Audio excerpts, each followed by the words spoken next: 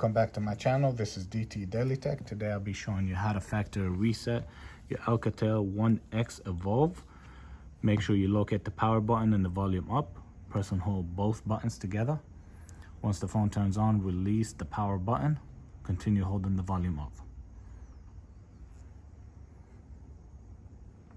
Once you see this screen, scroll down to Wipe Data Factory Reset. Press the power button to select it. Press yes. There you go. Now restart system to make sure we've done it correctly.